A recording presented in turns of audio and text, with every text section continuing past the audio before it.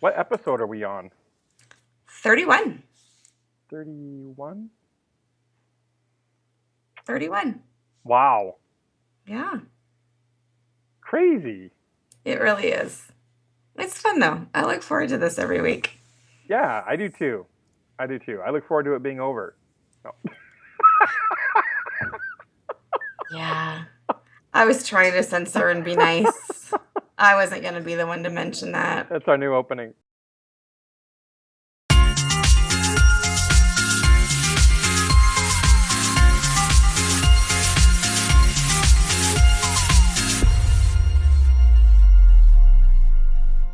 Gitomer certified advisor Mitch Taylor. Certified personality trainer Vickie Musni. Welcome to Creating Connections podcast. If you've just found this podcast, this is where myself and Vickie chat about creating connections and how to create better connections with the people that you do business with, that you work with, that you play with, that you love, that you're friends with. It's all about how can we create connections and improve our lives. So today, what do we have on the docket today, Vickie?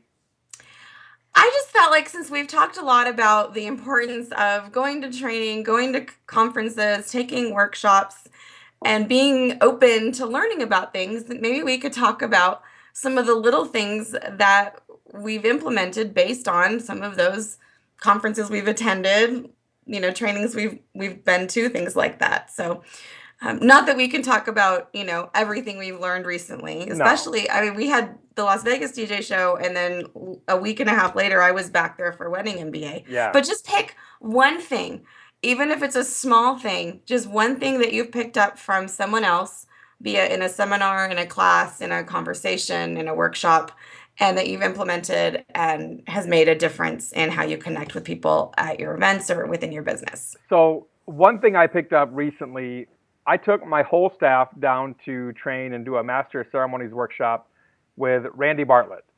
And Randy is an amazing MC and trainer out of California, out of Sacramento. Mm-hmm.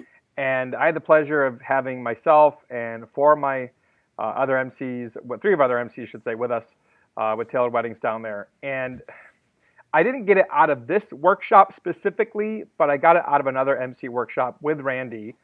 Okay. And this idea is when you introduce the bride and groom into the room and they make their way to the head table or the cake table or whatever's happening next, which is technically where they should be. For example, if you are having a cake cutting ceremony, which we do often, I know on the West Coast that's not very prevalent, but oftentimes right after the introductions, we do a cake cutting ceremony.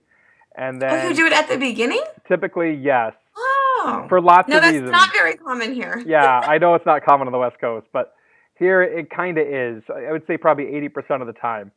And lots of reasons why, which that's another topic for another podcast, Okay, I think. fun. But regardless, so Randy said, I talked to him, I did an introduction once in front of him for critique, and I introduced the bride and groom. He goes, why introducing the bride and groom again?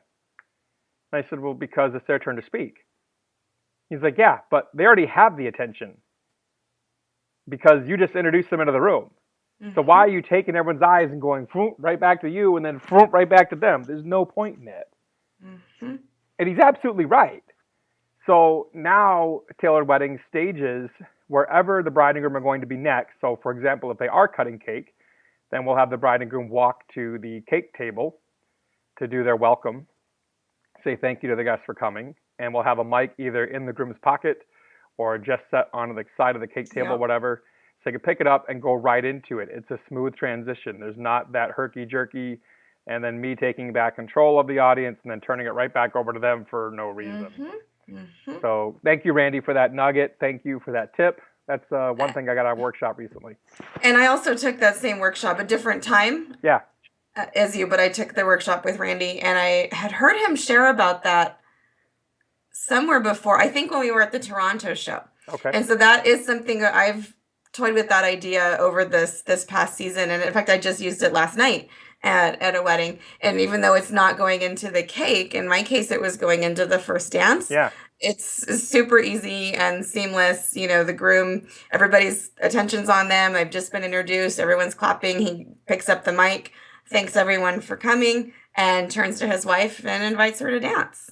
And same effect. And I echo. I also learned that from Randy.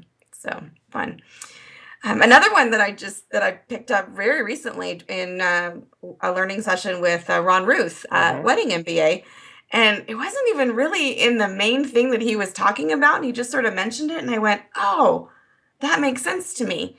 But I always bring little copies, mini timelines for the key people who, in my mind, photographer, videographer, banquet captain, or catering, whoever it is it's involved in those different things. So Sure. they need to know if they're doing a toast, who's pouring the champagne, who's going to be cutting and serving the cake, all of that. And obviously, I think my background in video too, I'm very much aware of making sure that they know what's going on, the Absolutely. photographer.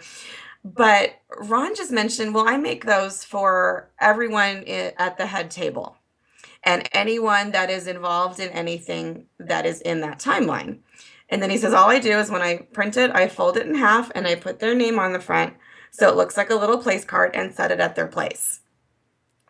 Super, super simple. And it's not anything big or obtrusive that's going to mess with the decor. Nobody from the audience even sees it. It's like behind a centerpiece or a decoration. Right. But I've done it now for everybody that's giving a toast. Like last night, Grandpa was saying the blessing before the meal. And then we had, his mother and her father doing special dances.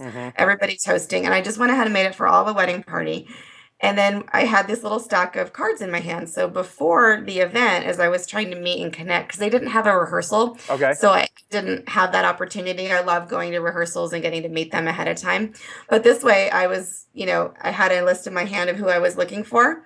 When I introduced them, I could show them the cards. Hey, this is going to be at your seat. These are the things that affect you. Are you ready for your toast? Do you know what you need for this or whatever it was that was relevant, whether it was, a wedding party member, great idea. a parent, or, then I also just handed it to the photographers and the banquet captain too. So I'm going to ask a very simple question only because I'm pretty sure someone out there watching this podcast is going to ask this question. The mini timeline, did Ron or yourself, have you chosen to brand your company logo on the front or back of it? I have not. I probably could. Just a thought. I don't know. Maybe you do, maybe you don't. But I'm sure it might be something that ends up in their pocket, and that also might be something that ends up either getting returned to the dry cleaners or the tuck shop, I should say. But they might find it later. Or they might find, exactly. Yeah. They might keep it. They might think, and maybe the parents would say, "Wow, this is pretty much a wow factor." And I think for me, I could see that in some of their faces when I pulled that list out. In fact, when I met the grandparents, and I kind of had an inkling, they were the only grandparents that were going to be at the wedding. There was just one set. Right. And so there was one couple that was the right age. And the photographer said, I think that might be Grandma and Grandpa over there. And I walked up, and as I was walking over, Grandma made eye contact. And I said, are you Mary? And she said, well, yes, I am. And she looked down, and in my hand on the very top of the stack was a little card that said Doug and Mary. And she just had this, oh my gosh, you know who I am. Yeah. How do you know? I just flew in from New York yesterday. How do I'm ready for you. That's Here's wow the things factor. that affect Love you. it. And it was just little things. And then just throughout the night, I was able to, as I scanned the audience, every now and then I would look over and I would see mom or dad, pick up the card at their table, or the best man. Okay, is it almost time for that yet? And it made it so simple. Cool. And, just, it was something easy and something I was almost doing anyhow. Yeah. But, that whole idea of a small change that could make something so much better for everyone involved. So I want to also dive into this because it is relevant. It kind of ties in what we're talking about.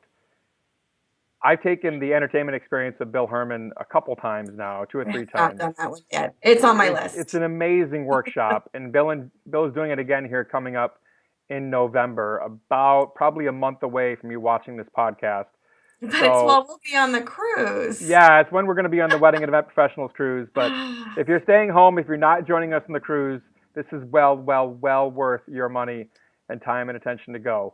But I think it's so important for us to stay in the moment. And a big thing I learned from the entertainment experience was to look at your background. What's going on? What's the scene? Mm-hmm. And I was guilty this past Friday of not being 110% present with the scene. Either that or the banquet manager came in behind me when I wasn't, when I was already presenting and started to do something. I'm not sure which Uh, one it was. I'm not trying to give okay. myself an out, but I very well, it could have been either or, I guess, is my Mm-hmm. point. So I'm getting ready to introduce the bride and groom for their first dance. And literally, Sarah and Brian had not had, they had never danced before. Like literally, they had never danced before this moment. And that's true. It's a true story. Okay, I'm taking it all So they're on opposite sides of the dance floor, right? Picture an elongated dance floor. They're on in. Mm-hmm. opposite sides. We've got them staged appropriately. I'm starting to introduce the moment. The buffet tables are behind me. They're already cleared off, right? They're pushed back. I start to introduce the moment, and as I'm probably, I don't know, 20 seconds in, Uh-huh.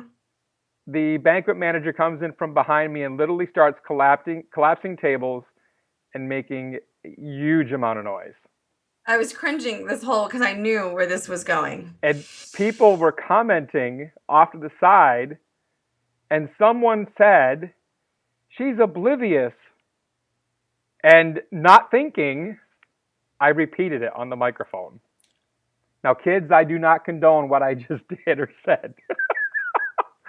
But in the moment, I did it. I'm only human too, just like anyone else, you know. And in It's hindsight, hard to be a yellow when we have a tendency to blurt.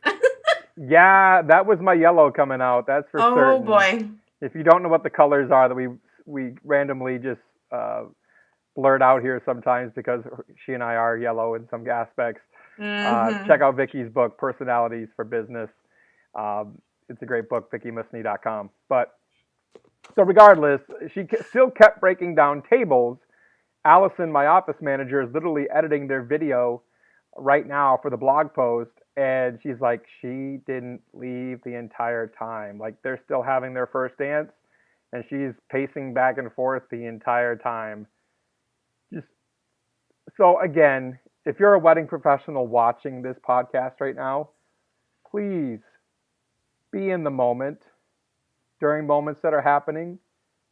If your MC is introducing a moment, don't walk up to the bride and groom and interrupt the moment and give them a hug and saying goodbye. Let other professionals do their job, just as other professionals give you proper respect to do your job. And let's all work together to create an awesome connection, an Okay, awesome so moment for couples. I've got to go back though. Last Yeah, night or whatever, this Friday, whatever Friday, you said it was. Friday. What you admitted that your first response was not a good one. Yeah, it wasn't. What Not at did you all. do next? How did you try to recover? I just What kept could you moving. have done? We just kept going because this is something Mark Farrell taught me a long time ago, and it's been ingrained in my brain Okay. for a while, and that is you do not go on until you are ready to go on. Like for example, there's been one time in my entire history that I can remember since I've known Mark that I have gone on before I was ultimately ready, and it was because I literally had to. Mm-hmm. There was a truck that was. It's a funny story. Uh, we were doing Oh boy. a launch for our local chamber, and it was during their gala fundraising event, and they were announcing balloons that like a hot air balloon ride that was going to be premiering at the state fair that year. And they had outside of the Terrace Bay Inn, which sits on the shores of Lake Michigan, and this is February, by the way, so it's frozen over, okay? And they were going to do this big reveal, open up the windows of the terrace and have everybody look out and onto the lake and see this truck with a hot air balloon. You know, it was going to be illuminated and everything so everyone could see it, right? Okay. So one of the planners slash decorators in the area, she literally runs up to me and she goes, "You have to announce this right now. The truck is going through the ice." That's the only time I've ever gone on without being ultimately ready to go on. Okay. I'll remember that next time I am about have the truck go through the Yeah, ice, I'll but know that it's okay to say something even if I'm not ready. yeah, but regardless, you have to be ready as an MC Whew. before Yeah. you go, before you start, Yeah. before you present. And Mark kind of ingrained that in my head, and I thank Mark for that knowledge, for that nugget of wisdom, if you will, because he's absolutely right. And I was ready to go on, and I just kept going. To me, the show goes on. You're not going to stop at that point in time. Hmm. Um, I just kept going with it. I acknowledged it, obviously. I used it, probably not in a proper manner, but we kept going, right or Okay. wrong. Yep. Sometimes you gotta just go with it. Yeah, And as much as we want to be in control of the overall event and the experience our guests are having, there are some things that are out of our control. There are other people that make strange decisions.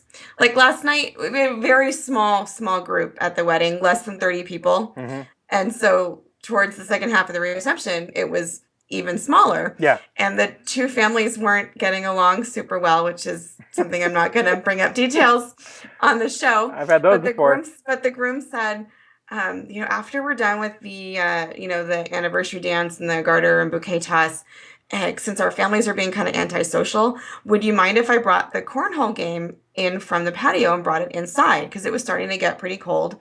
And I said, yeah, no problem. There's a big space in front of Yeah, the window off to the side where that would totally work. He's like, okay. And instead, guess where he put the cornhole game? on the dance floor. On the dance floor, Of course. exactly. And so at one point, I look over and one of the dads and somebody else are playing cornhole on the dance floor. And there's the 15 people that are left are dancing off to the side, like next to the bar. Oh, geez. So finally, I went back over to him and I said, would you mind if I move the cornhole back, and put it off to the side by hmm the window? And sure. And then guess what? The guests that were left did get back on the actual dance floor. But sometimes people do strange things and you just have to roll with it the best you can. Absolutely, absolutely, So, and do your best to keep that connection going. yeah, it was fun. Creating It Connections was good. podcast, episode 31. I'm Gitomer certified advisor Mitch Taylor. Certified personality trainer, Vickie Musni. We are going to be in California coming up in just a little bit, and then also Albany right behind that. So Yep. if you're in the Albany area, upstate New York, New England area, come join us on November 2nd and November 3rd for some advanced training at the Adirondack Albany Wedding Association. You can Google that to find out exactly where we're going to be. I believe it's Longfellows is the name of the property we'll be at. Saratoga Springs, I think it is. It's Saratoga actually Springs, New outside York. Albany. Yeah, it's going to be a lot of fun, a lot of knowledge. Vickie's dropping 2 seminars there. I've just revamped 2 seminars as well we'll be delivering. And then, of course, workshops to follow. Thanks for checking out this Hmm. episode. We will see you next time. Yep. Can't wait. It's going to be fun. Bye-bye. Have a good one.